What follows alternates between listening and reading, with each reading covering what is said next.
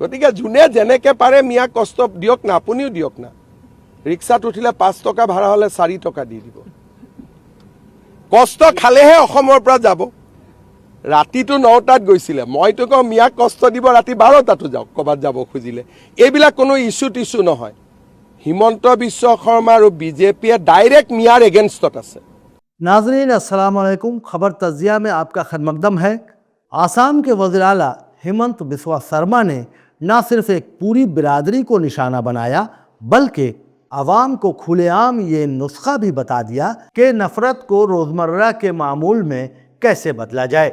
आसाम के वज़ीर आला हेमंत बिस्वा शर्मा ने क़बल अज़ीं कहा कि रियासत में इंतखाबी फ़हरिस्तों की खुसूसी जामे नज़रसानी के दौरान 4 से 5 लाख मियाँ वोटरों के नाम हज़फ किए जाएंगे।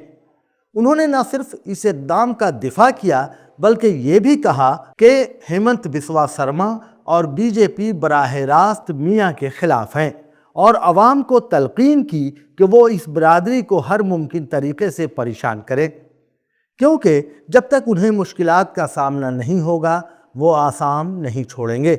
तिनसुकिया ज़िले के शहर डिगबोई में मीडिया से गुफ्तगू करते हुए वज़ीर आला ने इसे अपनी ज़िम्मेदारी करार दिया कि वो मियाँ बिरादरी को तंगी और सख्ती में मुब्तला रखें।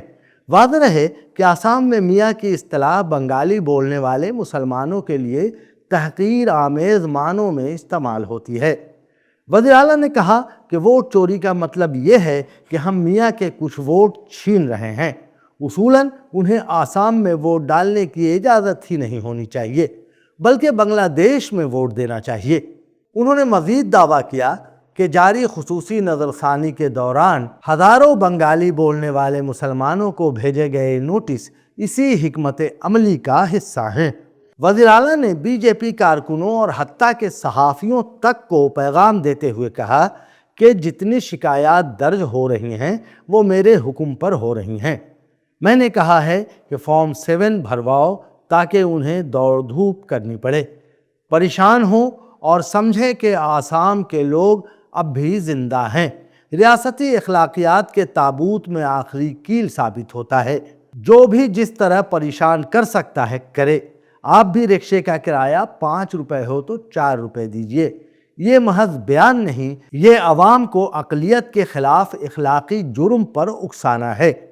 इन बयानात में अपोजिशन ने सख्त रद्द अमल ज़ाहिर किया। रायजोर दल के सदर और रुकन असम्बली अखिल गोगोई ने कहा कि आसाम के अवाम ने शर्मा को इसलिए मुंतखब नहीं किया था कि वो एक पूरी बिरादरी को मुस्तकिल दबाव में रखें। कांग्रेस के रहनुमा अमान वदूद ने इस तर्ज़ हुक्मरानी को आइन कुशी करार देते हुए कहा कि आसाम में आइन अमलन गैर मुअस्सिर बना दिया गया है। हेमंत बिस्वा शर्मा ने इस मरहले पर सिर्फ सियासत नहीं की बल्कि उन्होंने रियासती ताकत को फ़िरक़ावाराना इंतकाम के ऐलान में बदल दिया। जब एक वज़ीर आला अवाम को ये सिखाए कि रिक्शे के किराए में भी नाइंसाफ़ी दाखिल करो तो ये महज बयान नहीं रहता, ये अक़लियत के ख़िलाफ़ इज्तमाई अज़ियत को सरकारी अखलाक बनाने की कोशिश होती है। ये बीजेपी की वो सियासत है जो अब पर्दों की मोहताज नहीं रही। वोट फहरिस्तों की आड़ में शहरियत को मशकूक बनाना और फिर खुलेआम कहना कि हम उन्हें तकलीफ़ में डालेंगे ताकि वो चले जाएं। ये रियासती जबर का एतराफ़ है, इल्ज़ाम नहीं। हेमंत बिस्वा शर्मा को शायद ये गुमान है कि आइन सिर्फ किताबों में होता है और इक़्तिदार के नशे में इंसानियत एक काबिल खर्च शय है, मगर तारीख़ ने बारहा बताया है कि जो हुक्मरान नफ़रत को नज़्म हुकूमत बनाते हैं वो आखिरकार खुद उसी नफ़रत के मलबे तले दफन होते हैं। ये मियाँ बिरादरी का मसला नहीं रहा, ये सवाल है कि क्या आसाम को आइन से चलाया जाएगा या एक शख्स के तासुब से।